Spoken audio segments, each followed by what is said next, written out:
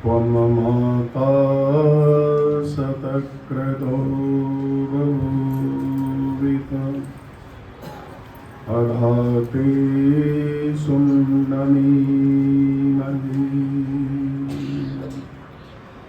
अधाते सुम्नमीमहि।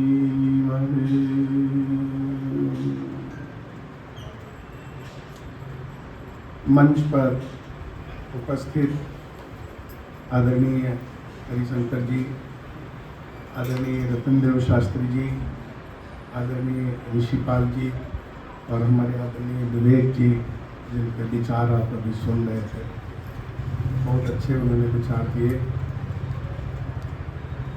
और इस आर्य समाज नाना पेट की प्रधाना श्रीमती सुदर्शन मनचंदा जी, माता श्रीमती नीता जी, जिनके माध्यम से मैं आपके बीच में आया, और माता देश पांडे जी,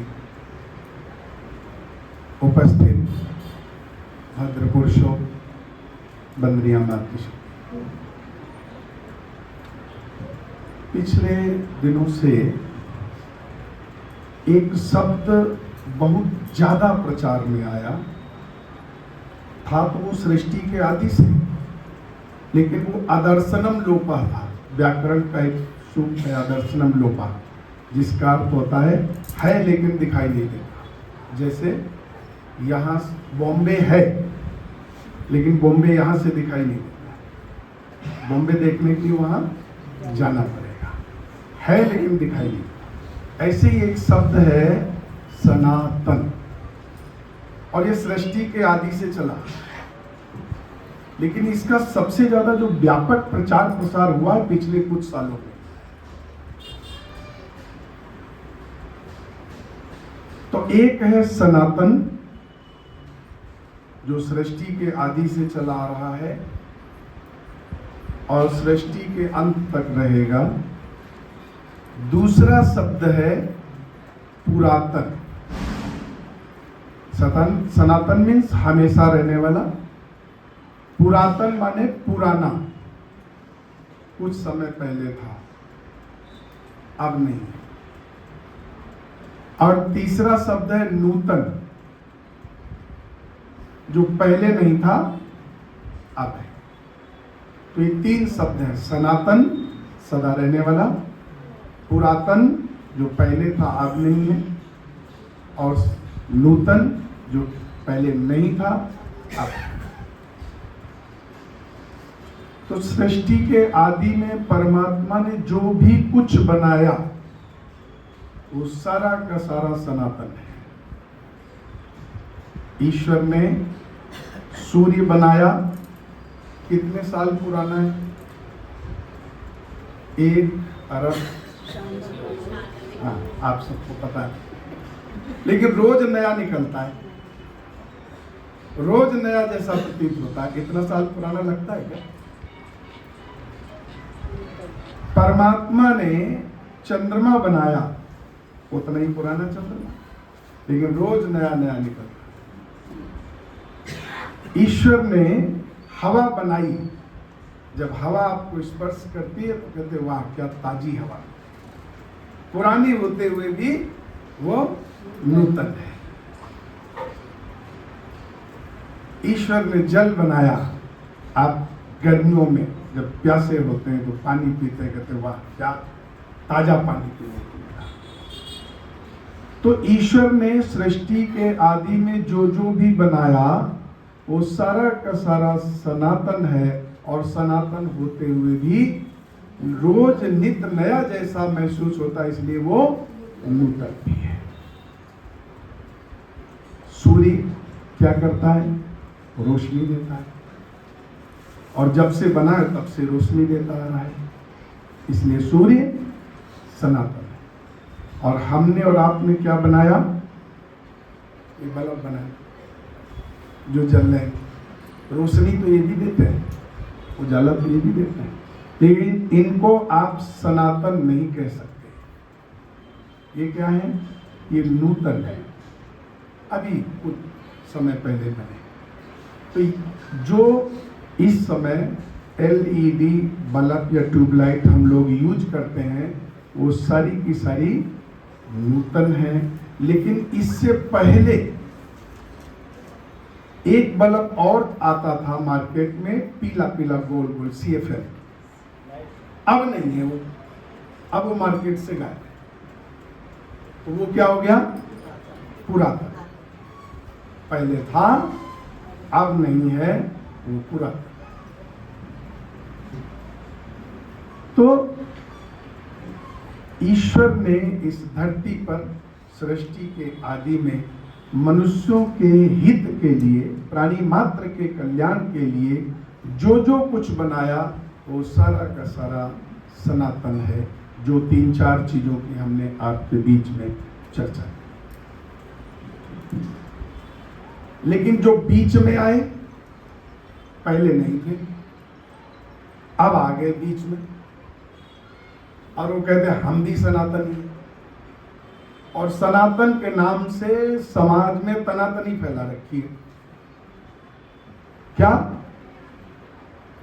कि कोई भी निम्न कुल में उत्पन्न हुआ व्यक्ति घोड़ी पर चढ़ करके उनके दरवाजे से नहीं जा सकता। रोज की घटनाएं घटती हैं। और उपद्रव कौन करते हैं? जो अपने आप को सनातनी कहते हैं। कहते हैं सनातनी, लेकिन समाज में तनातनी फैला करके रखी है। आर्य समाज पुरजोर इसका विरोध करता है।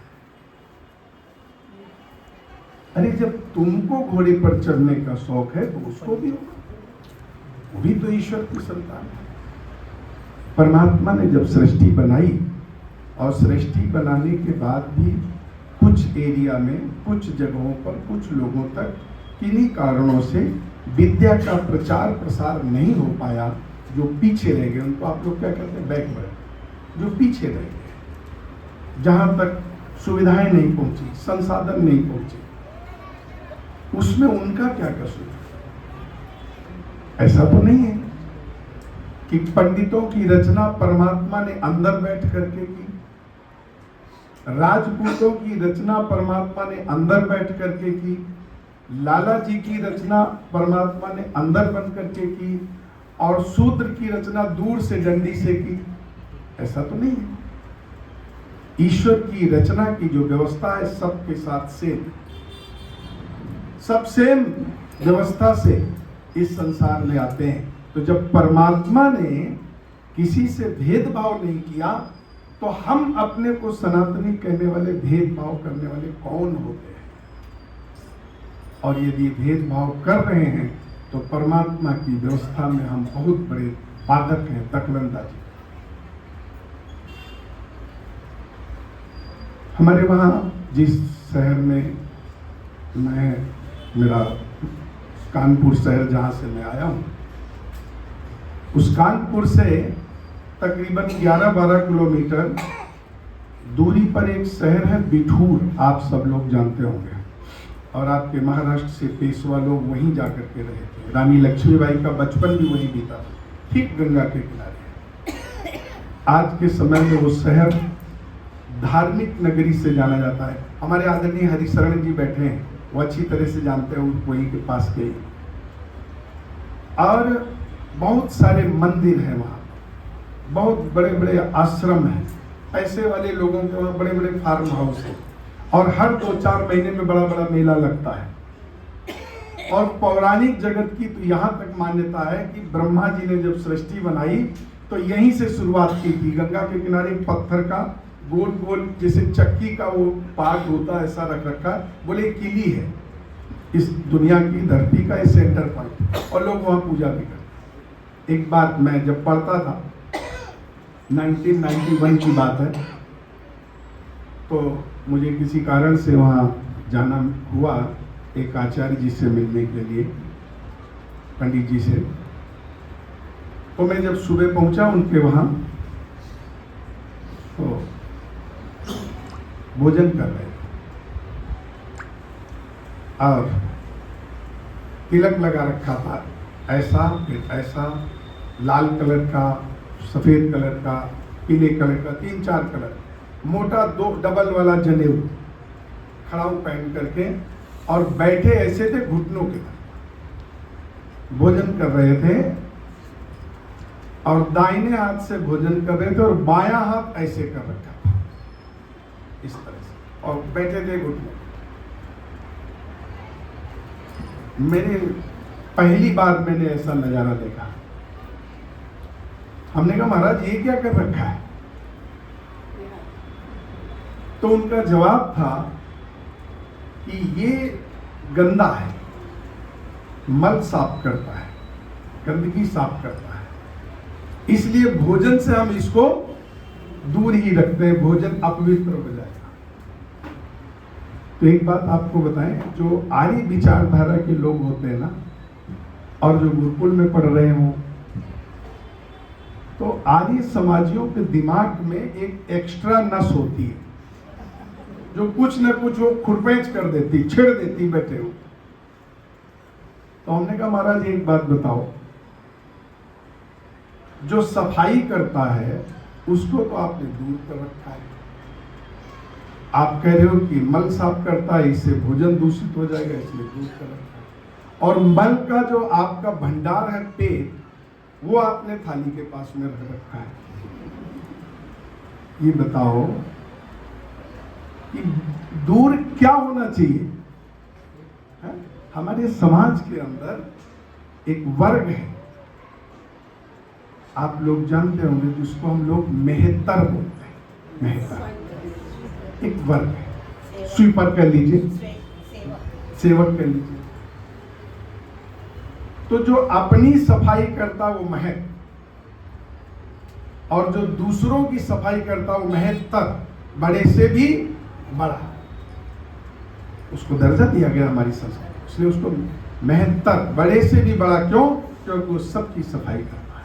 और जिस समाज में सफाई करने वाले का तिरस्कार होगा, अनादर होगा, और गंदगी करने वाले का सम्मान होगा, तो ऐसे समाज का सत्यानाश होना तय है, कोई नहीं रोक सकता।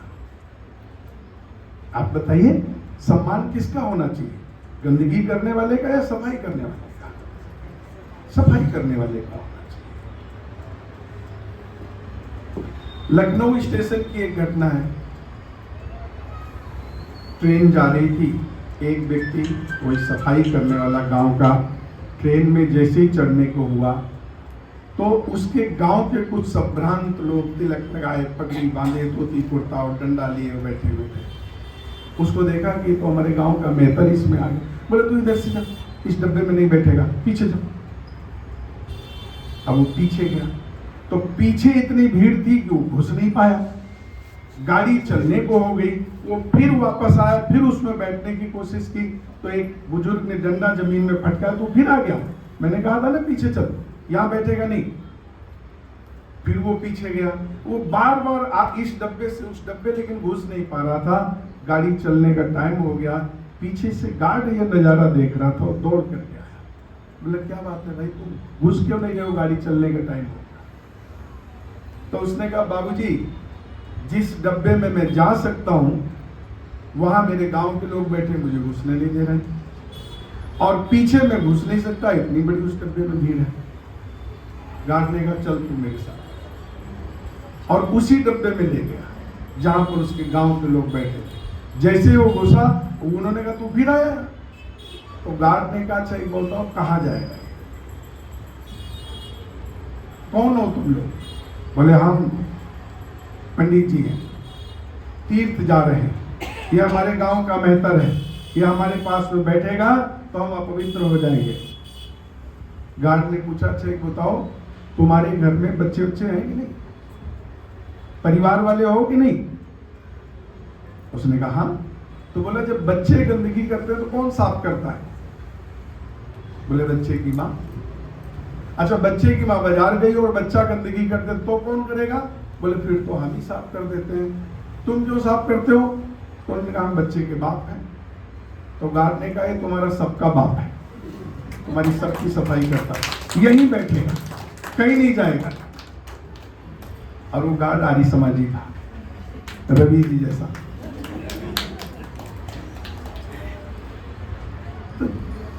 और हम कहते अपने आप को सनातनी कि हम तीर्थ जा रहे हैं, पूजा पाठ करने जा रहे हैं, अपने लोगों को ही अपने से दूर करते जा रहे हैं। ये बहुत बड़ी विडंबना की बात है। आप बताइए, समाज में से छोटों को दूर कर दिया जाए और केवल बड़ों को रखा जाए तो काम चलेगा क्या? आप लोगों में से जितने भी लोग यहाँ बैठे हुए हैं, टू व्हीलर, फोर व्हीलर गाड़ी तो चलाते ही। पहिए में एक छोटा सा यंत्र होता है, उसको वाल बोलते हैं, जहां से हवा टायर में भरी जाती है। वाल निकाल लें हम और गाड़ी आपको दे दे और कह दे जाओ, तो जा सकते हो क्या? नहीं जा सकते। या पूरी गाड़ी हम रख ले, वाल आपको दे दे और कह दे जाओ, तो जा सकते हो क्या? ऐसे ही यदि समाज में से छोटे लोगों को यदि हम दूर कर देंगे, और समाज की बात तो छोड़ो, आप अपने अंदर देखो, 6 फीट का शरीर और 31 मिलीमीटर का हमारे अंदर लीवर होता है। कितना? 31 मिलीमीटर का। और वो शरीर से हम निकाल दें तो शरीर चलेगा क्या? समाज तो सबसे बन करके चलता है, किसी एक से नहीं चलता है, और सबका उसमें अपना अपना योगदान होता है। हमारे एक यजमान है शालीन शर्मा जी, मुंबई में म्यूजिक डायरेक्टर है, देहरादून के रहने वाले। एक बार मैं उनके घर में गया तो बता रहे थे कि पंडित जी, हमारे वहाँ देहरादून के जो नगर निगम के सफाई कर्मचारी होते हैं, उन्होंने ये जिलाधिकारी से कहा था कि हमारा कुछ वेतन और जो उसके साथ में मिलने वाली सुविधाएं होती हैं वो बढ़ा दीजिए। और जबकि नियम है गवर्नमेंट का कि समय समय पर वो बढ़ाया जाता, लेकिन वो जिलाधिकारी बढ़ा नहीं रहा था, तो सारे मेहतरों ने हड़ताल कर दी। तीसरा दिन वो बीता कि पूरे शहर में कचरे का, गंदगी का अंबार हो गया, और पब्लिक जाकर के डीएम के आवास के सामने धरना दे करके बैठ गई कि आप बढ़ा रहे हो तो ठीक है, नहीं तो हम लोग चंदा कर देते हैं आपको, लेकिन इनका मानदेय बढ़ाओ। शहर की बहुत हालत खराब हो गई साफ सफाई ना होने की वजह से। तो समाज के अंदर यदि सफाई करने वालों का तिरस्कार होगा, अनादर होगा, अपमान होगा, तो फिर हम सच्चे सनातनी नहीं कहला सकते हैं।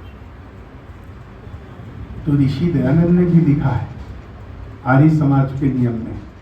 वो क्या लिखते हैं आप सब लोग जानते होंगे, सबसे प्रीतिपूर्वक, सबसे प्रीतिपूर्वक, धर्मानुसार व्यवहार करें। पहले प्रीतिपूर्वक,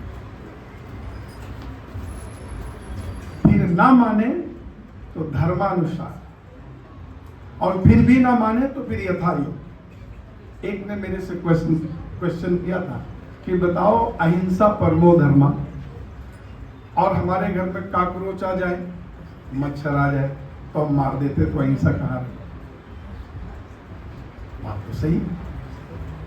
तो वहां पर विधान है, आप अपने घर को बनाओ ही ऐसा कि उसमें छिपकली, मच्छर, काकरोच आई तो जाली लगाओ ना, सुरक्षा करो। और ये फिर भी आ जाए तो फिर यथायोग्य व्यवहार करो उनके साथ में। तो ऋषि दयानंद लिखते हैं सबसे प्रीति, कौन छोटा कौन बड़ा। क्या व्यक्ति अच्छे कपड़े पहनने से बड़ा हो जाता है? क्या व्यक्ति बहुत कुछ पढ़ लिख करके भी बड़ा हो जाता है? ऐसा नहीं है। हमने बहुत से पढ़े लिखे लोगों को भी बहुत घटिया हरकतें करते हुए देखा है इस दुनिया में। मैं एक बात बताऊं, निर्णय आप करना कि कौन छोटा कौन बड़ा। हमारे वहां कानपुर शहर में एक डॉक्टर हुआ करते थे, डॉक्टर आर्यन द्विवेदी। अब नहीं, लगभग 2-3 साल पहले उनका स्वर्गवास हो गया। डॉक्टर आर्यन द्विवेदी बहुत बड़े स्तर के डॉक्टर थे, और मैं समझता हूं कि बड़े कई जिलों से, बड़ी दूर दूर से लोग उनके पास में आते थे। मैं भी गया था अपनी माता जी को लेकर के उनके वहां। सुबह 4 बजे से नंबर लगता था। तो मैं देखता हूं कि मैं वहां बैठा हुआ था, आंखों देखी बात बता रहा हूं। इतना बड़ा डॉक्टर। और उस समय ये 97 की बात है, वो टेम्पो चला करते थे 3 पहिया वाले गणेश छाप। पता नहीं आपके इस पूना शहर में थे कि नहीं थे, अब नहीं वो दिखाई, लंबे से होते, बहुत मजे। गांव से एक नवयुवक अपने छोटे भाई को, जिसको कॉलरा हो गया था रात में, उस गणेश छाप टेम्पो पर, एम्बुलेंस और वो सब चीजें उन दिनों में तो स्वप्न थी गांव देहात में। आजकल तो आप एक कॉल करो देहात में भी पहुंच जाती है, ऐसी सुविधाएं। उस टेम्पो पर वो अपने भाई को लेकर के आया था, और जैसे ही हॉस्पिटल के सामने टेम्पो रोका, एक आदमी अंदर गया और कहा, डॉक्टर साहब ऐसी बात है, मैं उसको जब तक अंदर लाऊं तब तक देरी हो जाएगी, आप देख लीजिए चल। वो डॉक्टर साहब गए, उसका हाथ नबज पकड़ी, आला वाला लगाया, बोले सॉरी, थोड़ी देर पहले ले आए होते तो हम बचा लेते, अब कुछ बचा नहीं इसमें। अब जितने लोग साथ में परिवार के थे सब रोने लगे, और डॉक्टर साहब अंदर आ गए। तो अब क्या करें, अब वापस जाना था गांव लेकर के। तो जैसे ही वो टेम्पो स्टार्ट किया, वैसे उन्होंने अपने जूनियर डॉक्टर को भेजा, बोले जाओ उधर को वापस जा रहे हैं, उनसे फीस लेकर, उस समय 250 रुपये फीस थी, बोले उनसे फीस लेकर गया। और जूनियर डॉक्टर गया और उसके भाई से कहा कि वो डॉक्टर साहब बोले हैं कि फीस आपने ली, फीस दे दो। उसने अपनी जेब से पैसे निकाले और उसकी फीस दी, और टेम्पो वाले से पूछा कि भैया तुम भी बता दो, अभी लोगे या घर जा करके हम तुमको दें। उस टेम्पो के ड्राइवर ने अपने स्टीयरिंग के पास में गंदा सा अंगोछा रखा था, लिया, पसीना पोछा, आंसू पोछे और बोले भैया मैं ले करके तो आया था यहाँ पर, लेकिन अब मेरी जिम्मेदारी भी बनती है, मैं कोई पैसा तुमसे नहीं लूँगा, तुम्हारा भाई बच जाता तो मैं ज़रूर तुमसे पैसा लेता, ये मेरा फर्ज बनता है कि तुमको वहीं घर तक वापस पहुँचाऊँ। आप बताओ, बड़ा वो डॉक्टर एमडी या वो टेम्पो का चलाने वाला ड्राइवर? तो समाज के अंदर सारे छोटों को यदि हम दूर कर देंगे और केवल बड़ों को रख देंगे तो समाज का काम चलने वाला नहीं है। इसलिए सबसे प्रीतिपूर्वक सबको साथ में लेकर के चलना। अरे हम तो श्री कृष्ण की जयकार लगाते हैं ना, फोटो भी लगा रखा है, हर आर्य समाजों में मिलेगा उनका। श्री राम की, अभी वो हमारा बेटा क्या नाम है, वसु, भजन बोल रहा था ना, अयोध्या नगरी और भगवान राम की, उनकी हम जयकार लगाते हैं।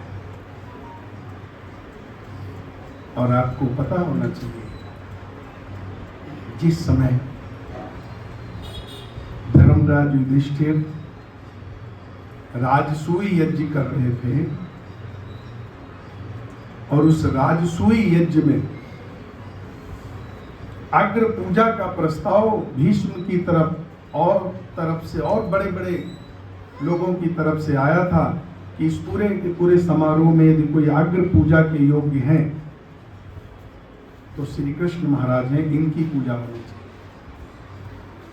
अग्र पूजा प्राप्त करने वाला महापुरुष उस राजसूय यज्ञ करता कौन है? हम और आप जैसे छोटे मोटे लोग नहीं, चक्रवर्ती सम्राट। और उस राजसूय यज्ञ में भगवान श्री कृष्ण जब सबकी जिम्मेदारी बांटी जा रही थी तो वो क्या जिम्मेदारी लेते हैं कि जितने महात्मा आएंगे, विद्वान आएंगे, अतिथि आएंगे, आचार्य आएंगे, सन्यासी आएंगे, उनके पैर धोना और उनकी जूठी पत्तल उठा करके सुरक्षित रखना दूसरी जगह पर, ये काम मुझे दे देना, बाकी का सारा काम आप लोग का। अग्र पूजा प्राप्त करने वाला वो महापुरुष जिम्मेदारी क्या ले रहा है, और हम उन्हीं की पूजा करने वाले, अपने आप को सनातनी कहने वाले, और अपने ही भाइयों से बैर करते हैं, पास में बैठने नहीं देते हैं, दूर भगाते हैं, द्वेष करते हैं, प्रताड़ित करते हैं, अपमानित करते हैं। तो हमने कौन से सनातन का पालन किया है? अरे सनातनी तो श्री कृष्ण है, जिनके विचार सृष्टि के आदि में जो वेदों के द्वारा परमात्मा ने दुनिया को दिए, उन विचारों को अपनाने वाले श्री कृष्ण महाराज हैं। सनातनी तो श्री कृष्ण है, और हम उनके भक्त कहलाने वाले समाज में तनातनी फैला करके रखे हुए हैं। हम तो भगवान श्री राम की जयकार लगाने वाले लोग हैं ना, भगवान राम का भव्य मंदिर बनाने वाले लोग हैं ना, भगवान की पूजा करने वाले लोग हैं ना। लेकिन याद करिए, वो भगवान राम जिन्होंने सुग्रीव के साथ में बैठ करके भोजन किया था, केवट को भी गले लगाया था, सबरी के भी जूठे बेर खाए थे, हनुमान को गले लगाया था, वन में रहने वाले जितने वनवासी आदिवासी जो लोग भी थे सबसे मिले थे, सबको प्रेम किया था, सबको गले लगाया था। और हम उनके अनुयायी हैं। तो जब हमारे महापुरुष, हमारे मर्यादा पुरुषोत्तम भगवान श्री राम, जिनके आचरण को हम अपनाते हैं, जिनकी हम भगवान मान करके पूजा करते हैं, उनके जीवन के इन गुणों को हम सनातनी कहने वाले क्यों नहीं अपनाना चाहिए। और यदि नहीं अपनाएंगे तो फिर हम सच्चे अर्थों में सनातनी हो ही नहीं। बड़ी अच्छी बात कही इसी में, गमों की आंच पर आंसू उबाल कर देखो, बनेंगे रंग किसी पर डाल कर देखो, तुम्हारे दिल की चुभन जरूर कम होगी, किसी के पैर से कांटा निकाल कर देखो। आप गले तो लगा करके देखो दलितों को, पतितों को। आपको पता है, वो अभी इतना समय नहीं है, कभी आगे अवसर मिलेगा तो बताएंगे। भगवान शिव, जिनकी आज बहुत बड़ा त्योहार महाशिवरात्रि का पर्व है, वो अपने शरीर में भस्म रमाते हैं, और उसका उद्देश्य यही होता है कि भस्म अस्तित्व विहीन चीज होती, जल गई राख हो गई, उसका कोई अस्तित्व नहीं, लेकिन उसको भी अपने शरीर पर उन्होंने लपेटा हुआ है। तो अस्तित्व से विहीन जो लोग हैं उनको भी अपने साथ में रखना, इसका भाव यही था। तो कभी किसी के दुख को, दर्द को दूर करके तो आप देखो कितना सुकून मिलेगा आपको। लेकिन हम क्या करते हैं, हमारे साथ में शुरू से पिछले 150 सालों से अन्याय होता आ रहा है। क्या हम सनातनी, ये आर्य समाजी, हम ब्रह्मा कुमारी वाले, ये आर्य समाजी, हम धन धन सतगुरु वाले, ये आर्य समाजी, हम राधा स्वामी वाले, ये आर्य समाजी। मतलब आर्य समाजियों को तो ऐसा नकार दिया है कि ये किसी दूसरे प्लैनेट से आए हुए। सच्ची बात है। आपको बताऊं, हमारे पूज्य गुरुदेव स्वामी वेदानंद जी महाराज, जब मैं गुरुकुल में पढ़ता था, उनके साथ में मैं, विवेक जी भी बैठे हुए, ऋषि जी उसी गुरुकुल से पढ़े हुए हैं। शायद वेदानंद जी को आप लोगों ने नहीं देखा होगा। तो उनके साथ में एक गांव में गए हवन कराने के लिए। तो पूरा गांव उमड़ आया ये देखने के लिए कि इस गांव में आर्य समाजी आए। और वो जो उन्होंने देखा स्वामी जी को और हम लोगों को, तो आपस में खुशुर पुछुर करे, अरे ये तो हमारे जैसे ही। ये मैं खुद कानों सुनी बात आपको बता रहा हूँ, ये तो हमारे जैसे ही। लोग समझते आर्य समाजी तो कुछ और ही होगा। ये भेदभाव फैला करके रखा है। देखा जाए तो सबसे सच्चे सनातनी हम ही हैं। आर्य समाजियों से बढ़कर के कोई सनातनी नहीं हो सकता। एक बात बताओ आप, जो वेद को माने वो सनातनी या पुराण को माने वो सनातनी? जो कुरान को माने वो सनातनी या वेद को माने, वेद जो पहले आया उसको जो माने वो सनातनी? जो बाइबल को माने वो सनातनी या जो वेद को माने वो सनातनी? सृष्टि के आदि में जो शुरू से परंपरा वेदों की चली आ रही है उसको जो मानता है वही सनातनी है। बाकी तो सब बात की चीजें हैं। और जो लोग ये कहते हैं कि हम सनातनी आर्य समाजी, उनको ये पता नहीं कि सच्चे सनातनी हम ही हैं। और हमने, आर्य समाजियों ने सनातन की रक्षा की है। जहां पर भी बलिदान का समय आया तो सबसे पहले आर्य समाज ने वहां पर बलिदान दिए। और हमारा कोई ऐसा इतिहास नहीं है कि हमने कोई, भले हम मंदिरों में पूजा नहीं करते हैं, जल नहीं चढ़ाते, घंटा नहीं बजाते, लेकिन मंदिरों की रक्षा हमने ही की है। हमारे इतिहास में कहीं पर भी ऐसा नहीं आएगा, आपको पढ़ने को नहीं मिलेगा कि किसी आर्य समाजी ने मंदिर तोड़ा हो, मूर्ति तोड़ी। और याद करिए 1936 का वो वाकया हैदराबाद के अंदर, जब निजाम ने मंदिरों में ताले लगा दिए थे, घंटी बजाना, आरती करना बंद कर दिया था। और इतना अत्याचार था उसका कि आपके घर में किसी की मृत्यु हो जाए तो दहाड़ मार करके रो भी नहीं सकते। तब बलिदान किसने दिया था? उस समय भी तो देश के चारों शंकराचार्य थे, उस समय भी तो देश में बड़े बड़े महामंडलेश्वर थे, उस समय भी तो देश में बड़े बड़े कथावाचक थे जिनकी कथाओं में हजारों की भीड़ लगती थी। कोई नहीं गया था वहां पर। सबसे पहले आर्य समाज के पूरे देश से जत्थे वहां जाकर के निजाम से लोहा लिया था। लोगों ने कहा कि आर्य समाजी तो पागल हो गए हैं, पहाड़ से टकराने चले हैं। और पहाड़ से टकराओगे तो पहाड़ का कुछ नहीं बिगड़ने वाला, अपना ही मत्था फोड़ लोगे, ये वापस आ जाएंगे थोड़े दिन बाद में। और इतना बड़ा आंदोलन हुआ कि निजाम की जेल कब छोटी पड़ती। फिर उस रियासत के अंदर जो स्कूल थे उसमें आंदोलनकारी भरे जाने लगे। और जब वो भी फुल हो गई तो खुले मैदान में कांटा लगा करके उसने जेल बनाई। और परिणाम ये हुआ कि इतनी बड़ी रियासत का वो निजाम, उसको भी आर्य समाजियों के सामने घुटने टेके। हाँ, महात्मा नारायण स्वामी जी, स्वामी स्वतंत्रानंद जी, जिनको फील्ड मार्शल कहा गया, उन्होंने अगुवाकारी की थी उस पूरे के पूरे संग्राम की।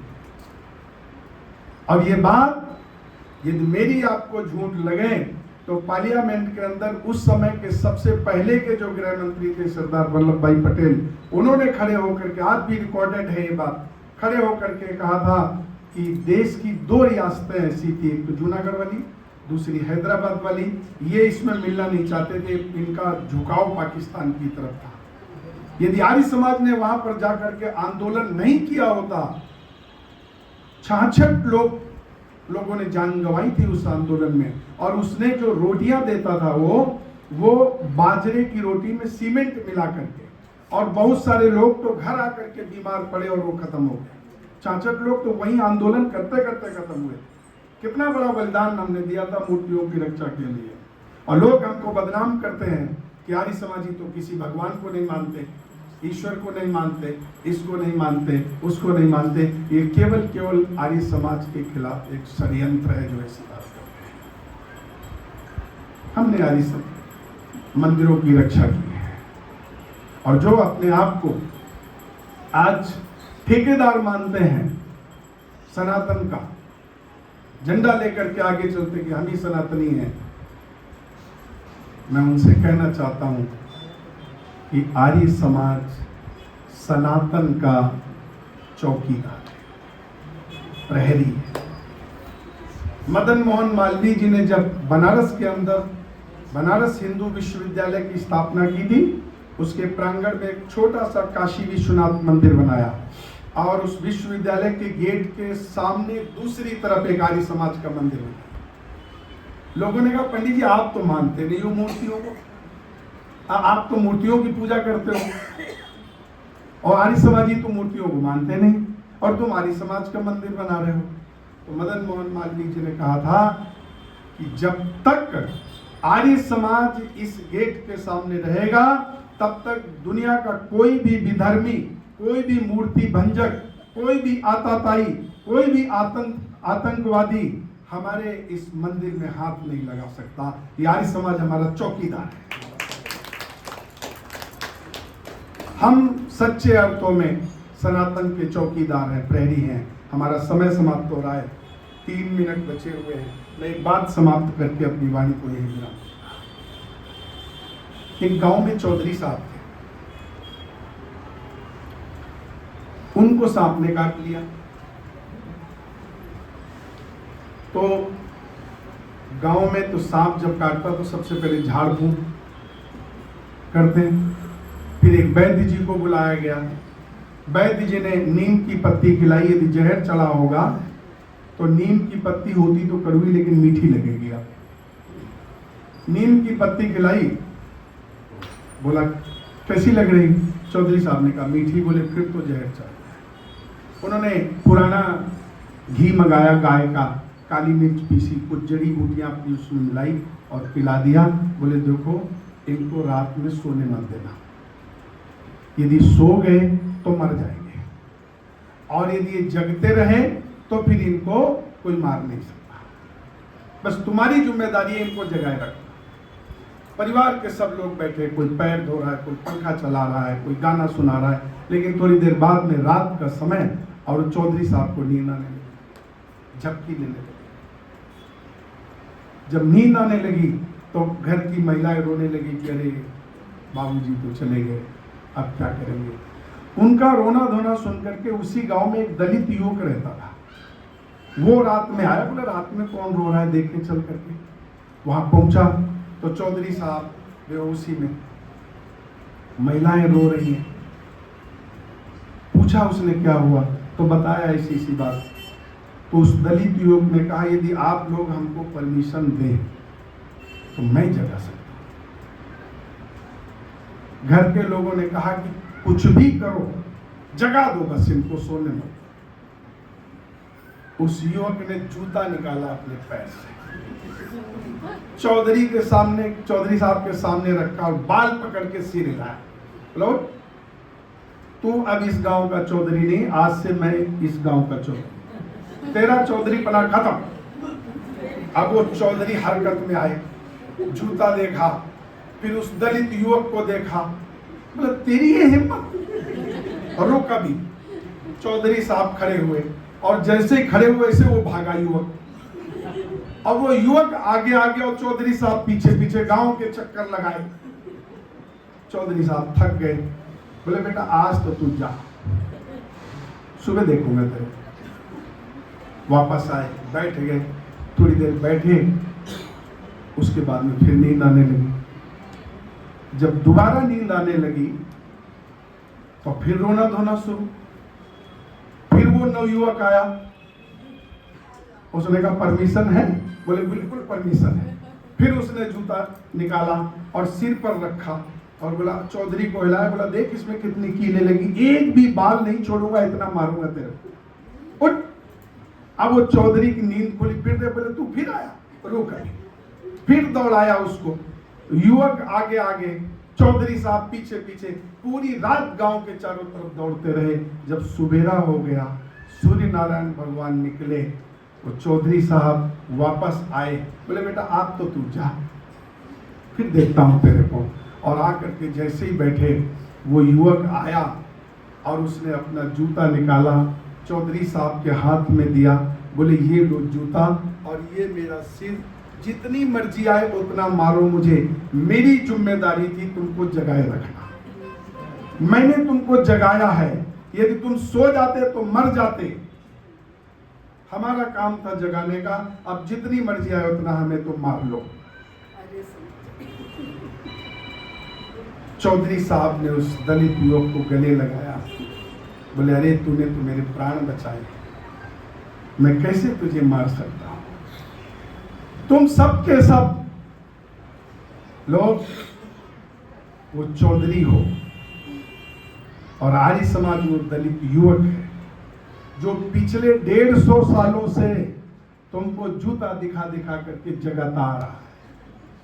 और पता है कि यदि सो जाओगे, जहरीले सांप ने डस रखा है तो मर जाओ, लेकिन उसके बावजूद भी हम थोड़ी देर के लिए आंख खोलते हैं और फिर चले जाते हैं कहीं पर। एक जगह नेत्रदान हमारे गुरुजी सुनाते हैं, आचार्य वागी जी, आप लोगों ने सुना होगा नेत्रदान, उनसे मैंने उधार ली है ये बात। नेत्रदान शिविर चल रहा था तो उस शहर का बदनाम शराबी, उसने भी अपना नाम लिखवा दिया। लाइन लगी हुई थी नेत्रदान की, लोगों ने देखा ये बेवड़ा भी, ये भी। तो जब सब कुछ हो गया तो सबके ओपिनियन लिए जा रहे थे। उसने कहा मैं भी कुछ बोलना चाहता हूँ, उसको भी माइक दिया गया, मंच पर बुला गया। लोगों ने कहा लोगों को प्रेरणा होगी, भाई ये कुछ बात कहेगा। तो वो शराबी आया, बोला देखो भाई मैं एक ही बात कहना चाहता हूँ, मेरी आंखें जिसको लगाई जाए उससे ये बोल दिया जाए कि ये खुलती ही 2 पैक के बाद है। तो तुम्हारी आंखें बंद हो रखी हैं। बीच बीच में हमारे महापुरुष आते हैं, कभी विवेकानंद के रूप में, कभी दयानंद जी के रूप में, कभी राम के रूप में, कभी कृष्ण के रूप में, तुमको झकझोर करके जगा करके चले जाते हैं और उसके बाद तुम फिर सो जाते हो। क्यों? क्योंकि सांप ने काट रखा है। पिछले 150 सालों से आर्य समाज जगाने का काम करता आ रहा है और इसके बदले में क्या मिला? जहर मिला। हमने जहर पिया, गोली मिली, गोली खाई, छुरा भोंका गया, लेकिन फिर भी आर्य समाज का काम रुका नहीं है। और जब तक दुनिया में आखिरी व्यक्ति तक आर्य समाज पहुंच जाएगा, आखिरी व्यक्ति आर्य समाजी जब तक इस दुनिया में रहेगा, तब तक सनातन की रक्षा होती रहेगी। बोलिए सत्य सनातन वैदिक धर्म की। आज महाशिवरात्रि के पावन पर्व पर हमारे गुरुदेव जगत गुरु महर्षि दयानंद जी का बोध दिवस भी है, आर्य समाज का ये वार्षिक उत्सव भी है। और पिछले 12 तारीख को जन्म लिए त्रिवेणी चल रही है, इस त्रिवेणी में हम लोगों ने स्नान किया है। आप सब लोगों ने हमारे विचारों को बहुत दत्त चित्त होकर के सुना है। आप सबका बहुत बहुत आभार। बस ऐसे ही आप जागते रहो, दूसरों को, अपने अड़ोस पड़ोस के लोगों को जगाते रहो, प्रेरणा देते रहो, आर्य समाज में लाते रहो, तो फिर उससे सनातन हमारा मजबूत होगा, बलवान होगा और हम सच्ची श्रद्धांजलि अपने ऋषि को दे सकेंगे। बहुत बहुत धन्यवाद। बहुत